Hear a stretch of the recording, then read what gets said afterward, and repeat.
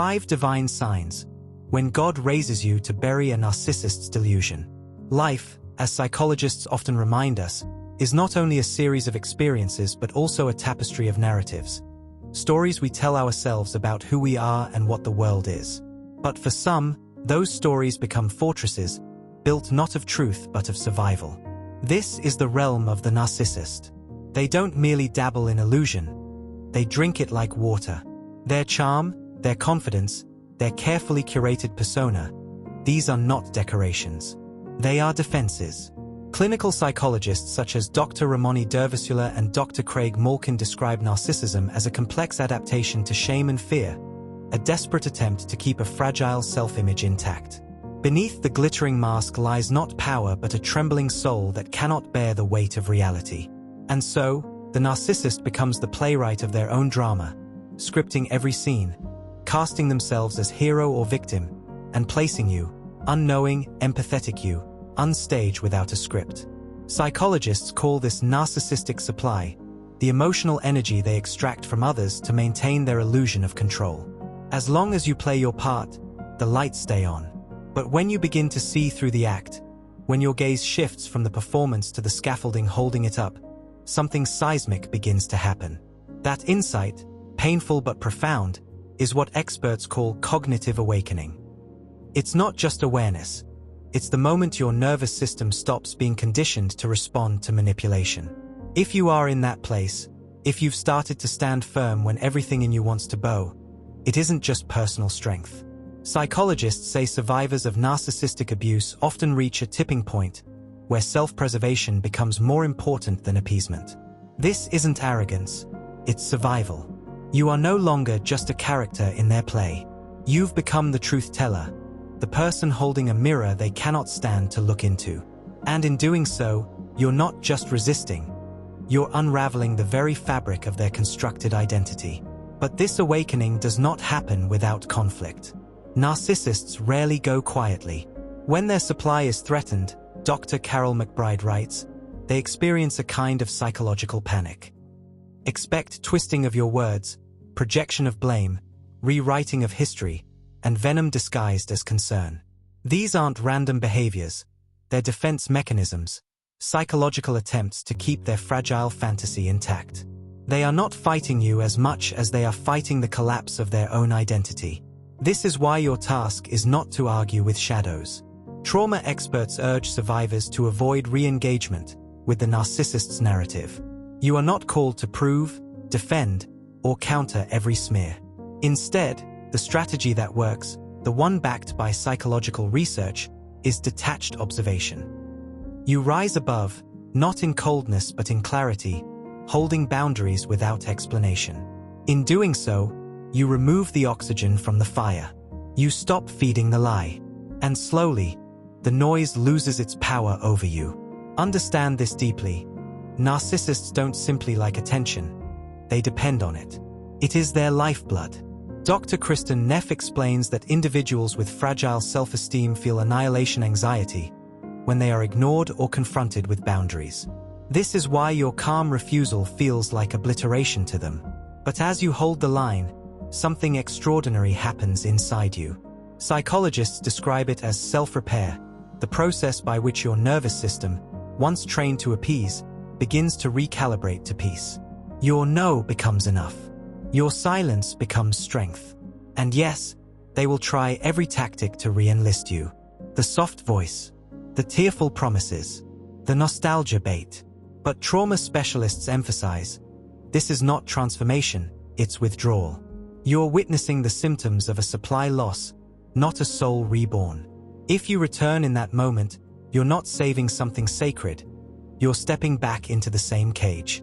Yet if you hold steady, if you resist the pull to explain, justify, or rescue, something sacred takes root. Your peace returns.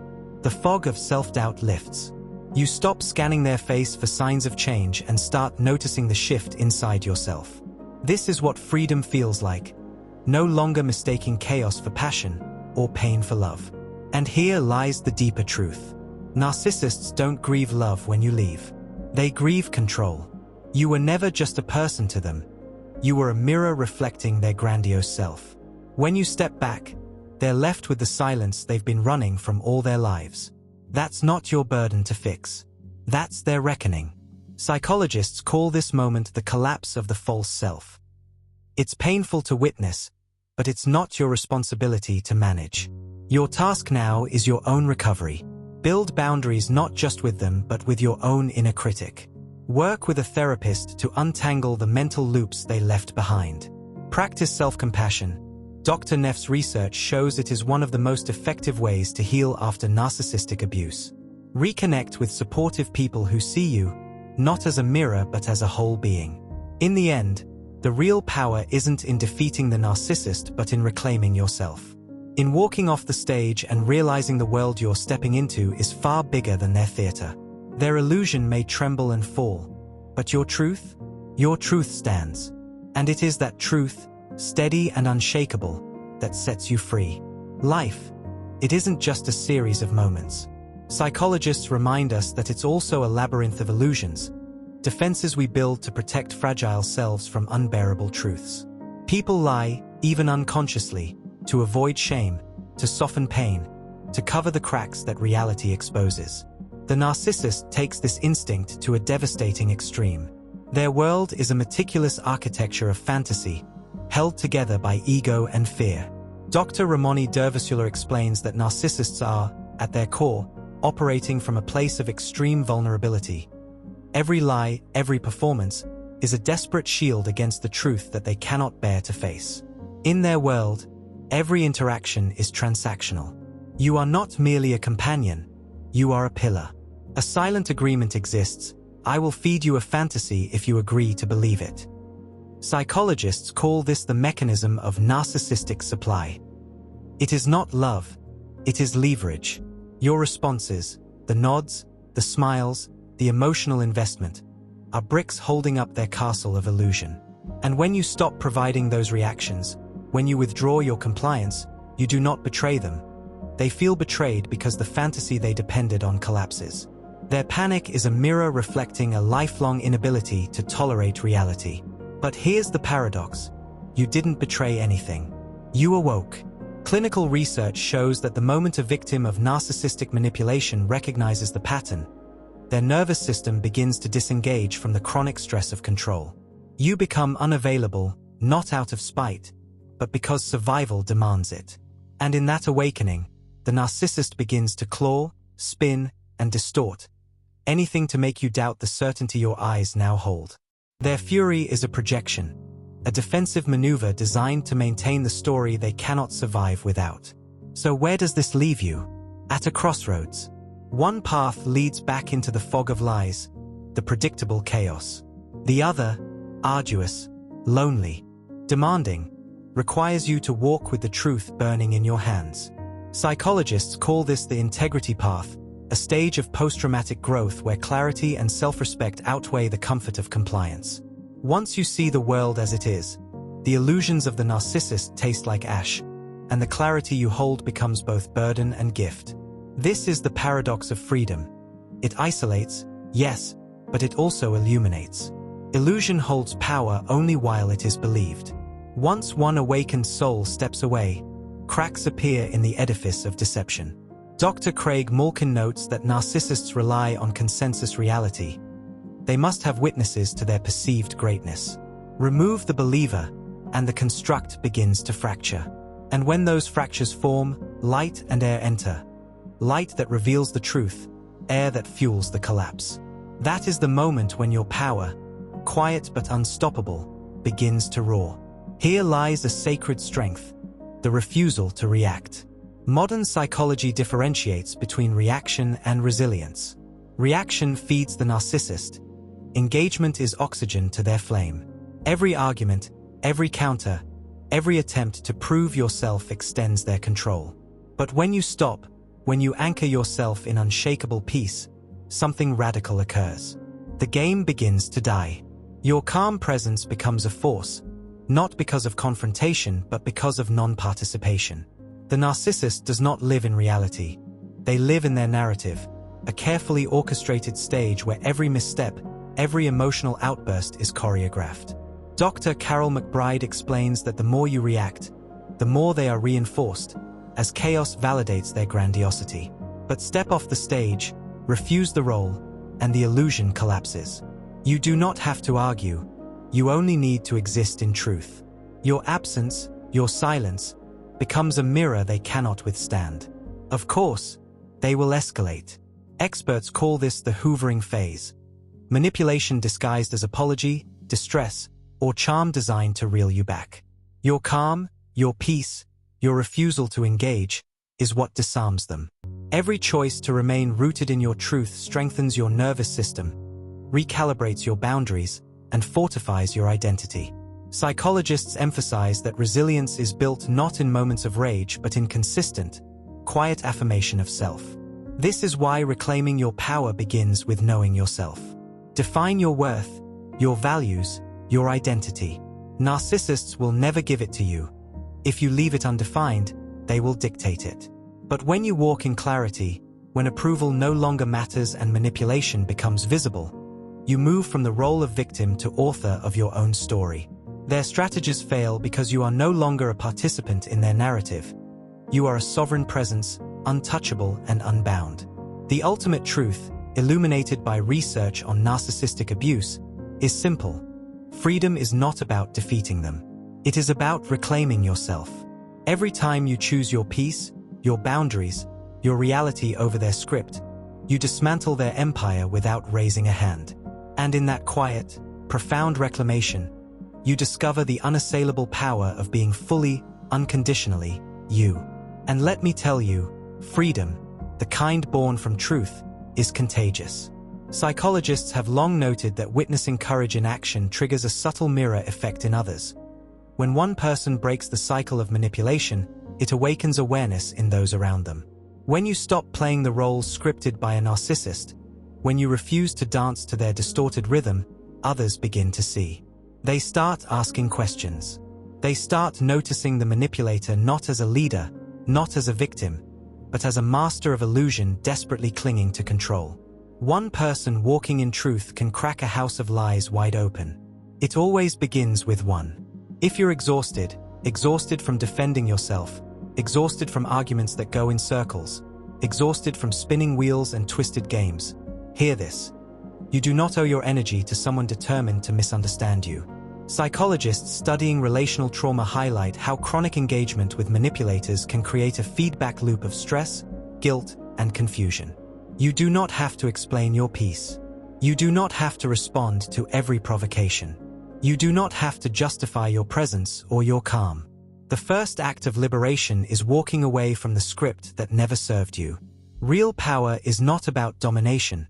It is mastery of self. Dr. Susan Forward notes that narcissists thrive on emotional reactions. The louder you respond, the more fuel you provide. The true revolution begins not in confrontation, but in stillness. When you rise above the noise and refuse to play the game, you are not merely winning, you are ending it. You terminate the cycle that relies on your participation. You reclaim the life energy that has been siphoned by manipulation. That, in itself, is transformative. So, what does real power look like? Not in the loudest voice. Not in angry comebacks sharpened like knives. True power is quiet, steady, and unwavering. It stands when others tremble, speaks without shouting, and lives truth without seeking validation. Psychologists affirm that integrity creates its own psychological gravity. It communicates authority and reliability without aggression. And to a narcissist, this is terrifying. Because truth is a mirror. It reflects back not just reality, but their own inadequacies, the void behind the charm, the fragile core they have spent a lifetime hiding. Narcissists attack not because truth is wrong, but because they cannot control it. Dr. Ramoni Dervisula explains that when a narcissist confronts someone who refuses to participate in the illusion, they perceive that person as a threat, not emotionally, but existentially. They attack to reclaim the narrative, to restore the sense of order in a world where they cannot tolerate exposure. And here lies your advantage. You do not need to raise your voice or retaliate. You only need to live in truth. Each moment you honor integrity, you expose deception by contrast. You become a standard that cannot be fabricated. And slowly, Imperceptibly at first, their mask begins to crack. The narcissist's world is exhausting, a constant mental juggling act. Dr. Carol McBride notes that they must continually track their lies, anticipate reactions, and manipulate outcomes to preserve the fragile illusion of power. Your consistency, your refusal to engage, your rooted presence, renders all that effort meaningless. You don't need to remember the lies, to correct the narrative, to react. Truth is self-sustaining. It requires no applause. It asks no permission. And when you live like that, the narcissist has nothing to grab onto. No guilt, no shame, no fear to manipulate. That, as psychologists recognize, is a form of psychological immunity, a shield against chronic manipulation. Of course, walking this path is not easy. Psychologists studying narcissistic abuse note that those who step away often face isolation, confusion, and even hostility from others still enmeshed in the manipulator's web. Standing in truth can feel lonely, especially when observers are deceived by the narcissist's spin. But this is the paradox of integrity. The more isolated it may feel, the more powerful it truly is. Lies have short legs. They can sprint, but they cannot endure. Eventually, the cracks become visible, and the truth outlasts deception. Don't chase every lie to correct it. Don't expend energy defending your name in every poisoned corner. Your life, lived consistently in integrity, becomes the evidence. Your calm is proof. Your endurance is testimony. Psychologists affirm that modeling integrity is often more influential than verbal argument. It teaches others through action, not persuasion. And when you hold that ground, something remarkable happens. Eyes begin to see. People who have been fooled, people who have suffered under the same manipulations, recognize that there is another way to exist. Your presence becomes a lighthouse in the storm, a quiet declaration. Freedom is possible. That is the power of truth. It doesn't just expose deception, it heals. It interrupts cycles of manipulation, breaks patterns of emotional abuse, and signals to every wounded soul that liberation is not only attainable, but necessary. So when facing someone who spins castles from lies, who rewrites reality, who seeks to control perception, do not flinch. Do not fight them on their stage. Stand, live in truth. Honor your values. Let the weight of their deception collapse under its own gravity. And in that steadfastness, both you and those who witness your courage discover the profound power of authenticity. Because it will happen. And when it does, you won't just be standing in truth. You'll be standing in victory. Psychologists note that reclaiming autonomy after prolonged exposure to narcissistic manipulation is not simply a cognitive triumph. It's an emotional and physiological transformation. Every boundary you hold, every refusal to participate in their illusion, rewires your nervous system. You are literally learning to inhabit your own power, free from the reactive loops that once tethered you. Let me tell you something the world rarely admits out loud. You will suffer. There is no bypass, no shortcut, no magic spell that shields you from pain.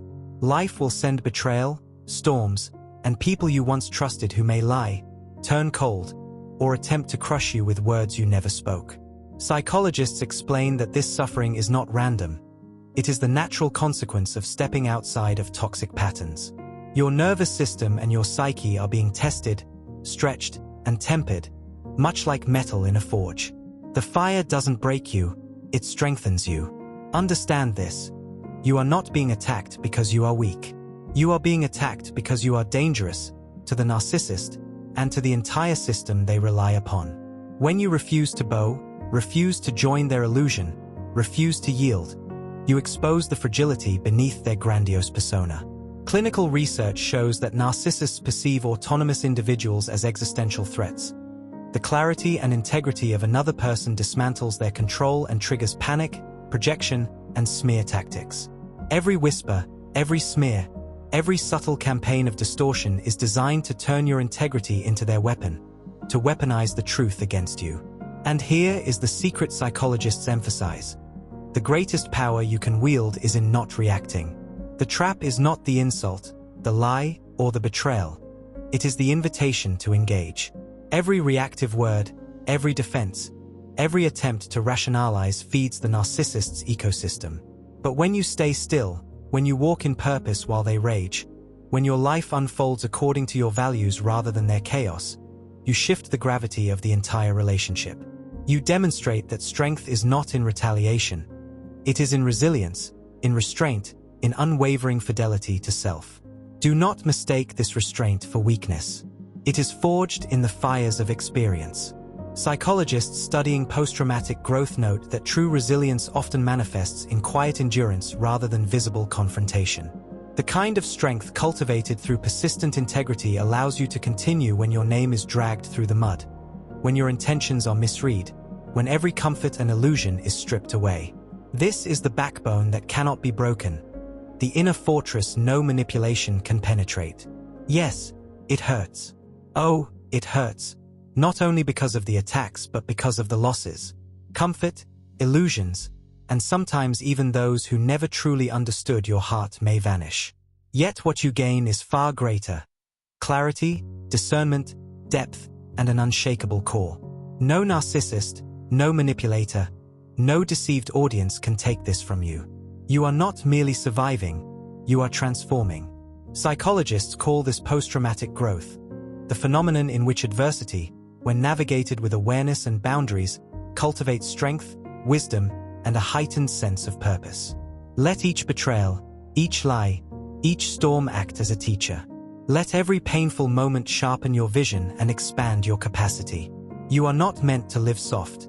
You are meant to be tempered, refined, and honed into someone untouchable by deception. History's great figures, those whose names echo through time, were not spared fire. They were forged by it. Likewise, this trial is your crucible. So when voices rise, falsehoods multiply, and pressures mount to a seemingly unbearable height, stand. Stand because you have chosen something greater than comfort. You have chosen truth, honor, and integrity. You do not play the victim. You rise. Every attack, every wound, every misrepresented word becomes a stone beneath your feet, lifting you to heights the narcissist cannot reach. And there comes a day, you will recognize it, when the battle no longer deserves your presence. You have given enough, cried enough, tried enough. The most sacred act is not another rebuttal, another night spent untangling lies, or another desperate plea to be understood. It is to walk away. Walk away not in rage, not in defeat, but with calm in your chest, peace in your eyes, and the weight of their illusions falling from your shoulders. Because here is the hard truth psychologists emphasize. The narcissist does not seek truth, healing, or understanding. They crave your reaction, your engagement, your pain. Each attempt to reason, each defense, each re-entry into their storm fuels their power, reinforces their narrative, and prolongs their illusion. The liberation comes not from confrontation but from refusal. You do not fight the lie, you live beyond it.